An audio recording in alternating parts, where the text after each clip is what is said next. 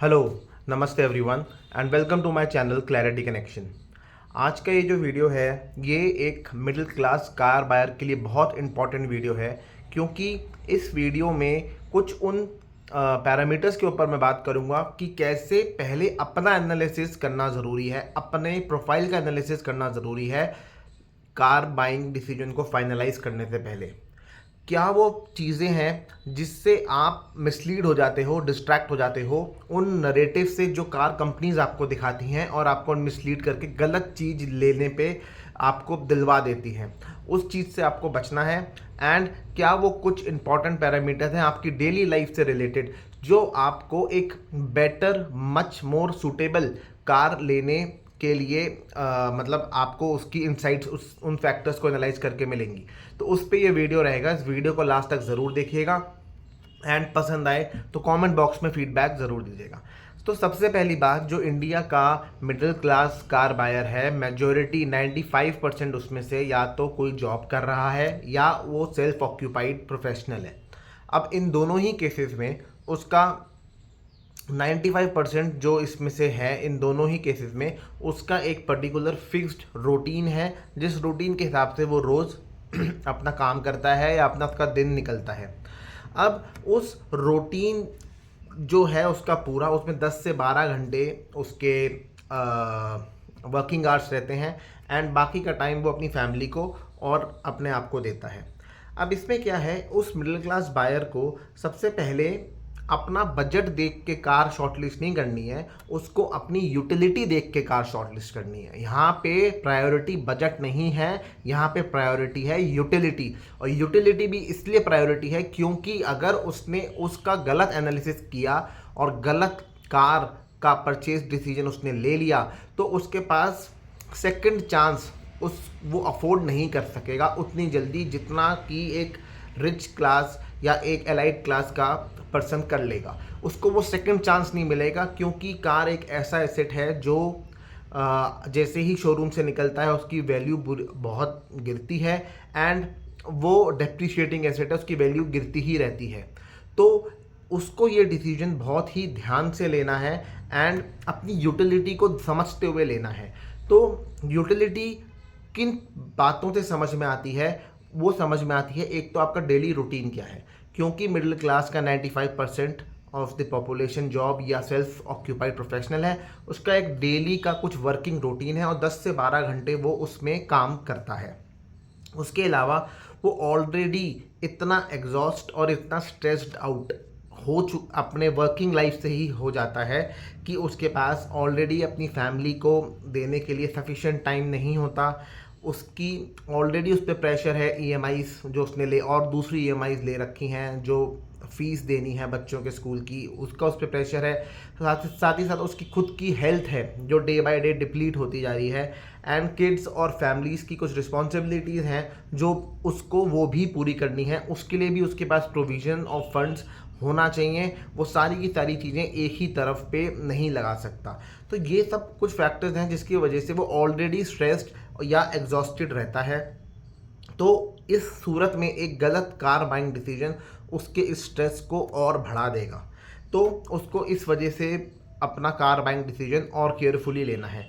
दूसरा, जो ये मिडिल क्लास का बायर है जो जॉब या एक सेल्फ ऑक्यूपाइड प्रोफेशनल है, इसका मेनली कार का यूज़ होगा कम्यूटिंग के लिए। ये उसकी असली यूटिलिटी है, commuting to work, commuting to school जहाँ उसके बच्चे पढ़ते हैं, कम्यूटिंग टू या हॉस्पिटल लेके जाना जहाँ उसके पेरेंट्स का चेकअप होता है या उसके खुद का चेकअप होता है, उसकी फैमिली मेम्बर्स का चेकअप होता है।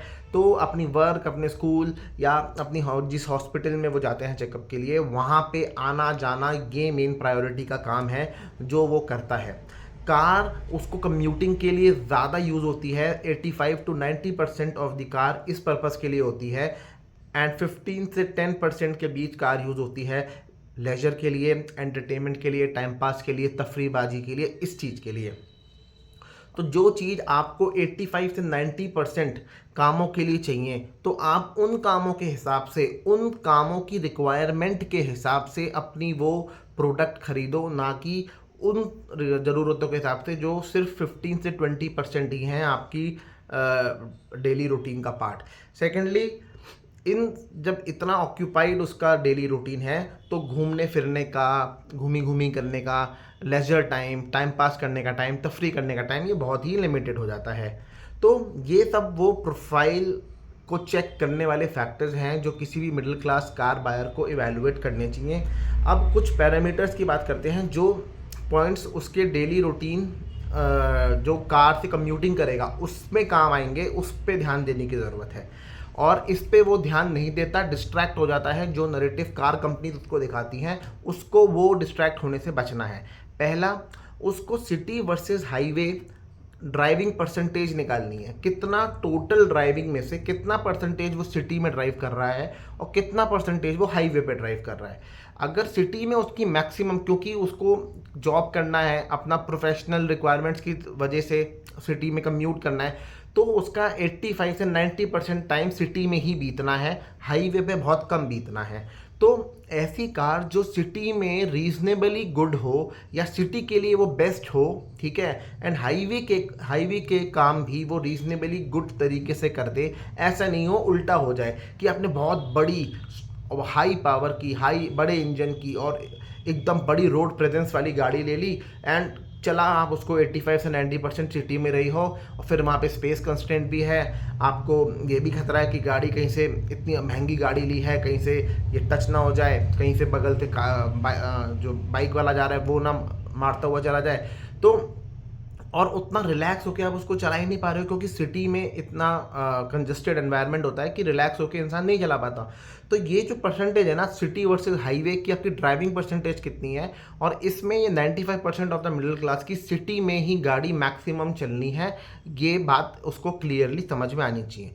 दूसरी बात, सिटी में भी जो गाड़ी चलनी है उसमें किस रूट को वो जनरली डेली फॉलो करता है, उस रूट की कंडीशन क्या है, उस रूट को वो किस टाइम पे यूज़ करता है, और उस टाइम पे उस रूट पे ट्रैफिक कंडीशंस कितनी हैं, क्या उस टाइम पे वो रूट जनरली खाली रहता है, कंजस्टेड रहता है, और उस रूट की रोड कंडीशंस कैसी हैं, रोड क्या स्मूथ हैं या गड्ढों वाली हैं या उसमें स्पीड ब्रेकर ज़्यादा है, मतलब किस टाइप की रोड्स हैं, उसको उस रूट का भी डेली जो वो यूज़ करता है उसको भी उसको एनालाइज करना चाहिए। तीसरा, पेट्रोल की गाड़ी लें या डीजल की गाड़ी लें, सीएनजी की गाड़ी लें या इलेक्ट्रिक गाड़ी लें, इनमें से आप अपना नंबर ऑफ किलोमीटर्स जो आप महीने में चलाते हो उसको ध्यान दो, और इस चीज़ को ध्यान दो कि डीजल गाड़ियाँ की लाइफ सिर्फ 10 ईयर्स हैं, एंड आगे जैसे हम जो जाते जाएंगे डीजल धीरे धीरे धीरे धीरे ख़त्म ही हो जाएगा और आगे उसका मतलब जो यूज़ है वो जो गवर्नमेंट है, जो रेगुलेटरी अथॉरिटीज़ हैं उसका कम ही करना चाहती हैं, तो उसको वो किसी ना किसी तरीके से रेगुलेट करके फेज़ आउट करेंगी डीजल कार्स को। इस फोर्थ सबसे इंपॉर्टेंट चीज़ 5 स्टार रेटिंग, ये एक बहुत ही मिसलीडिंग फैक्टर है जिसकी वजह से कार बायर डिस्ट्रैक्ट हो जाते हैं और अपने बजट को एक्सीड करके भी वो उस गाड़ी के पीछे भागते हैं जिसकी 5 स्टार रेटिंग होती है। तो 5 स्टार के पीछे कार बायर्स पागल होते हैं और चाहते हैं कि हमें ये सेफ्टी रेटिंग मिल जाए, और इस सेफ्टी रेटिंग के लिए भले ही हमको एक्स्ट्रा खर्च करना पड़े तो वो भी हम कर दें। कार कंपनीज भी यही चाहती हैं, तभी वो सेफ्टी रेटिंग को इतना बड़ा एक पैरामीटर बना के नरेटिव सेट करती हैं। पर अगर आपकी कार सिटी में 95% ऑफ द टाइम चलती है तो सिटी में एक नॉर्मल कम्यूटिंग टाइम पे एक एवरेज स्पीड 40 से 50 से 60 किलोमीटर से ज़्यादा एवरेज स्पीड नहीं होती। वो ये भी एवरेज बता रहा हूँ, फ्रॉम स्टार्ट टू एंड अगर 50 किलोमीटर की ही स्पीड मेंटेन करके जाओ, ये भी सिटी में नहीं हो पाता, इतनी ट्रैफिक कंडीशंस कंजस्टेड होती हैं। इस मतलब इस कंडीशन में भी जो आजकल न्यू कार्स आ रही हैं वो ऑलरेडी स्टैंडर्ड 6 एयर बैग्स के साथ आ रही हैं। 6 एयर बैग्स डिप्लॉय हो जाएंगे जब भी कोई कोलिजन होगा, ठीक है, और कोलिजन भी 40 से 50 से 60 की एवरेज स्पीड से होगा, जहाँ पे 6 एयर बैग्स की प्रोटेक्शन आपको मिल जाएगी। पर वो कार 3 रेटेड ही है या 4 रेटेड ही है या 2.5 रेटेड ही है, वो 5 रेटेड नहीं है। तो इस चक्कर में वो कार छोड़ देते हैं और कुछ लाखों महंगी कार जो 5 स्टार रेटिंग है, भले ही उसमें 6 एयर बैग्स की प्रोटेक्शन उसमें भी है, उसके पीछे चले जाते हैं। पर आप ये देखो ना कि व्हाट इज़ द प्रोबेबिलिटी कि कितने ऐसे चांसेस हैं कि डेली आपकी जिस कम्यूट पे वो कार यूज़ होनी है ऐसे कोलिजन्स होने के चांसेस हैं, कितने ऐसे चांसेस हैं ऐसे कोलिजन होने के, ऐसे हाई स्पीड कोलिजन होने के कि 5 स्टार रेटिंग की कार हो तो ही आप प्रोटेक्टेड फील करो। जब स्पीड ही नहीं है कार की उतनी हाई, ठीक है, जब 40 से 50 से 60 किलोमीटर से ही स्पीड है और कार में 6 एयर बैग्स हैं जो जब भी कोलिजन होगा तभी तुरंत डिप्लॉय हो जाएंगे, तो वो इंस्टेंस आएगा ही कितना कम जब एक 5 स्टार रेटेड कार ही आपको प्रोटेक्ट करने के काम आएगी या वही आपको चाहिए होगी उस कोलिजन के इम्पैक्ट से बचाने को। तो ये एक यूटिलिटी वाली चीज़ है। ये प्रोबेबिलिटी के हिसाब से आप सोचो, आपका जो कम्यूटिंग का रूट है और सिटी कंडीशंस में ट्रैफिक कंडीशंस कितनी कंजस्टेड हैं ये सबको पता है। 40-50 की स्पीड भी from start to end maintain नहीं हो पाती, इतनी रेड लाइट्स आती हैं, इतने गड्ढे आते हैं कि स्पीड बनी नहीं पाती। तो इस वजह से आप 5 स्टार रेटेड कार ले लो और 4 रेटेड कार छोड़ दो और दोनों में 3-4 लाख का या 2-3 लाख का फ़र्क हो और आप वो एक्स्ट्रा स्पेंड करके वो कार ले रहे हो, तो उसकी यूटिलिटी डेली लाइफ में नहीं है। बस वो एक नैरेटिव ऐसा है जिससे कि आप मिसलीड हो जाओगे, डिस्ट्रैक्ट हो जाओगे और आप वो 5 स्टार वाली कार ले लोगे। एंड एक और फैक्टर, लास्ट फैक्टर जो है 5 सीटर एंड 7 सीटर। आप ये देखो कि इन द ईयर, मतलब एक साल के अंदर हाउ मैनी टाइम्स ऐसी कंडीशंस आएंगी, ऐसा टाइम आएगा जब आप पूरी फैमिली जो 7 मेंबर्स की है वो एक साथ ट्रैवल कर रही है। कितनी बार वो कंडीशन आएगा। जो 5 सीटर मॉडल है और जो 7 सीटर मॉडल है दोनों में 70-80 हज़ार का फ़र्क होता है जनरली, ठीक है। उस 70-80 हज़ार के लिए इंसान ये सोचता है अरे एक बार फूक दो या एक बार खर्चा हो रहा है होने दो, 2 सीटें तो एक्स्ट्रा आएंगी, 7 सीटर तो आएंगे, न जाने कब ज़रूरत पड़ जाए। वो न जाने कब ज़रूरत पड़ जाए के चक्कर में आप 80 हज़ार वन टाइम डाल देते हो, पर वो 80 बार भी 5 सालों में वो 7 सीटें फुली ऑक्यूपाइड इंसानों के द्वारा नहीं होती, सामानों के द्वारा ऑक्यूपाइड होती हैं, पर इंसानों के द्वारा वो 7 सीटें कभी ऑक्यूपाई नहीं होती। जो आपने 80 हज़ार रुपये एक टाइम पे खर्च करे सिर्फ सीटों के चक्कर में, आप उस 80 हज़ार का और बेटर ढंग से कहीं और यूटिलाइज कर सकते हो या उस 80 हज़ार खर्च करके एक बेटर सेफ्टी रेटिंग वाली कार ले सकते हो। सेफ्टी रेटिंग पे भी मेरा कहना ये है कि 5 स्टार भले ही सेफ्टी रेटिंग कोई गलत नहीं है, आपको मिल रही है तो आपको ज़रूर लेनी चाहिए, पर उस चक्कर में आप ये देखो उसका वैल्यू प्रोपोजिशन कैसा है। वो नंबर ऑफ चांसेस ऐसे कितने बनेंगे कि एक 5 स्टार रेटेड कार ही आपको चाहिए होगी, एक 3 स्टार रेटेड कार एक कोलिजन के टाइम पे जो बहुत नॉर्मल, बहुत लो स्पीड कोलिजन होगा, उसके इम्पैक्ट से क्या आपको नहीं बचा पाएगी 6 एयर बैग्स होने के बावजूद भी। तो ये वो कुछ फैक्टर्स हैं जिससे मिसलीड हो जाता है कार बायर। कार कंपनीज उसको डिस्ट्रैक्ट कर देती हैं नैरेटिव्स गलत बना के, एंड उसकी जेब से एक्स्ट्रा पैसा निकल जाता है। कार कंपनीज उसको उसके डेली प्रोफाइल को एनालाइज नहीं करने देती, जबकि डेली प्रोफाइल उसका ऐसा है कि वो एक पर्टिकुलर रूटीन से बंधा हुआ है और उस रूटीन के बाहर वो जाके डेली बेसिस पे जाके कुछ नहीं कर सकता। ये एक सच्चाई है और इससे वो middle class car buyer deny नहीं कर सकता। तो ये कुछ रियलिटी चेक वाले पॉइंट्स हैं जो किसी भी कार बायर को चेक करने चाहिए। अपना एनालिसिस उसको कार के एनालिसिस से पहले करना चाहिए कि उसकी यूटिलिटी की कौन कौन सी चीज़ें हैं, उसकी ज़रूरत की कौन कौन सी चीज़ें हैं, ना कि उसके बजट में क्या क्या उसको मिल रहा है। ये ऐसे एनालिसिस नहीं करना चाहिए, अपनी यूटिलिटी के हिसाब से एनालिसिस करना चाहिए।